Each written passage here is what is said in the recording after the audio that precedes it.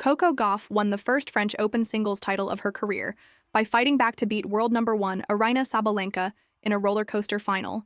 American second seed Gauff claimed a 6-7, 5-7, 6-2, 6-4 victory after a tense battle between the UTA Tour's two leading players in testing conditions.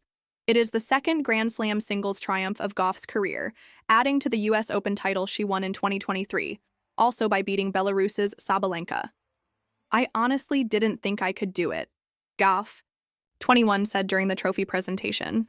Her words captured the humility and disbelief of a young woman who had already seen the highs and lows of a professional tennis career, despite still being in her early 20s. She had risen, fallen, and risen again on some of the sport's biggest stages, and this French Open title marked not just a victory, but a redemption. Gauff recovered from a difficult start where she trailed by a double break, eventually finding her rhythm and benefiting from a huge number of mistakes from 27-year-old Sabalenka. The beginning of the match had all the signs of a straight-set defeat. The pressure was mounting, the atmosphere tense, and Gauff appeared momentarily overwhelmed by the occasion and the fierce wind swirling around Philippe Chatrier court. Her serve faltered, her returns were hesitant, and Sabalenka, known for her aggressive baseline play, seized the opportunity to take control. But Gauff, displaying the kind of mental resilience that had been forged through years of public scrutiny and expectation, refused to fold. Slowly but surely, she steadied herself. With a deep breath and a clenched fist, she began returning with greater precision and serving with more confidence. Sabalenka, in contrast, began to unravel. The errors piled up: forehands into the net, backhands long, and double faults that betrayed the weight she carried in trying to win her first Roland Garros title. "This hurts so much. Congratulations to Coco. She was a better player than me," said Sabalenka. Her disappointment was visible, her eyes glazed with tears as she accepted the runner-up plate. Sabalenka had come so close once again, only to see the prize slip away at the final hurdle. Her words were gracious, yet the pain of losing after being so close to victory could not be masked. A stiff breeze played havoc with serve in the opening two sets, leading to the pair exchanging 12 breaks in an entertaining, if not high-quality, affair. At times, it seemed less a tennis match and more a test of survival. Balls were tossed into the air only to be caught by the wind, second serves became liabilities, and timing shots became an exercise in adaptation rather than execution. Still, both players showed flashes of brilliance amidst the chaos, and the crowd stayed engaged, sensing the historic potential of the occasion. Gauff, who lost in the 2022 final, settled quicker in the deciding third set to move a breakup and kept her nerve to serve out victory. In a match of psychological swings, it was Gauff who found inner peace in the deciding moments. She stepped up her aggression just enough to unsettle Sabalenka, while still playing within herself. Her movement on clay was sharp, her instincts impeccable. The composure she displayed was the culmination of years of emotional growth, learning to control nerves and pressure on the grandest stages. She had to survive another break point before winning her second championship point, falling to the clay on her back when Sabalenka pushed a forehand wide. That moment, the culmination of sweat, pain, hope, and doubt, brought the stadium to its feet.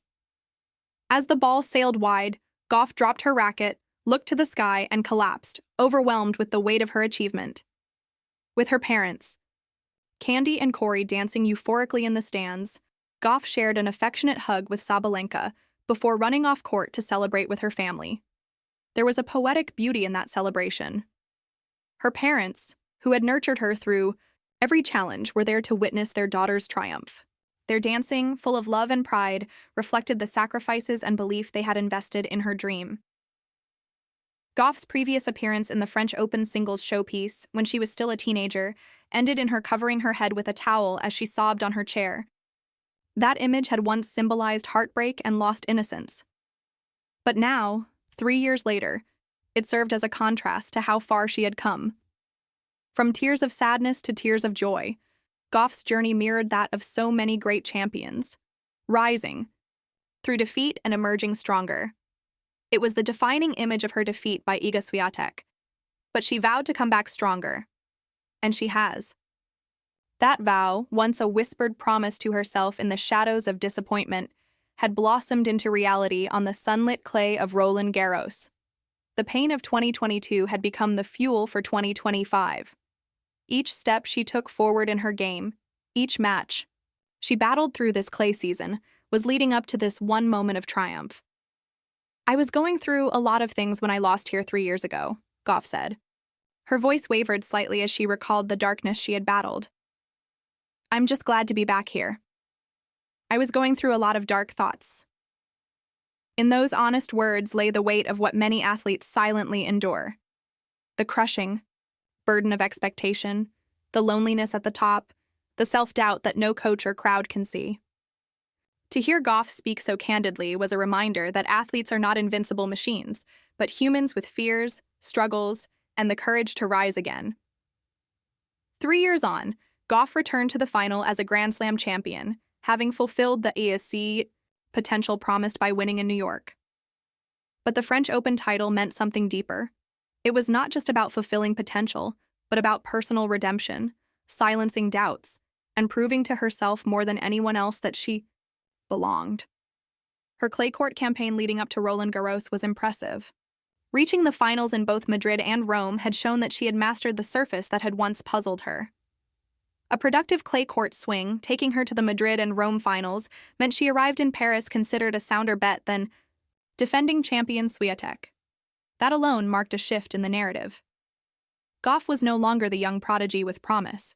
She was now a favorite, someone expected to contend, to win. She embraced that pressure, carrying it like a shield. Instead of a burden, 3 finals.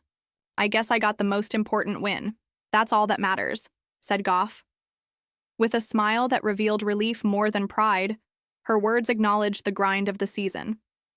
Her year had been filled with challenges, and yet, she had managed to peak when it counted most. That is what champions do. Only Sabalenka, who beat her to the Madrid title, had performed better, and it was therefore unsurprising the top 2 seeds met again with the Coupe Suzanne Lenglen at stake. The final lived up to its billing, not because of pristine play, but because of the storyline, 2 warriors, each battling conditions, expectations, and each other. Sabalenka, powerful and commanding, versus Gauff, resilient and tactical. The contrast made for compelling drama. The tricky conditions meant neither woman was able to play their best tennis, but Gauff showed indefatigable spirit and will to win. She kept grinding, rally after rally, refusing to let Sabalenka dictate the terms. And when Sabalenka faltered, Gauff was ready. There was a strategic maturity to her game that had been missing in previous years. She chose her moments wisely, played with intelligence, and never let the match slip too far from her grip. Like in 2022, after her defeat by Poland's Iga Swiatek, there were more tears for Gauff, this time ones of joy. Her emotions spilled freely, in her post-match interviews, in the embrace with her team, and in the way she lingered on court to soak in the moment. Victory, especially after years of struggle, feels sweeter. Gauff's triumph was not just for herself, but for every fan who believed in her, every coach who guided her, every critic she silenced, and every young girl watching who dreams of standing where she stood. This French Open title was more than a trophy.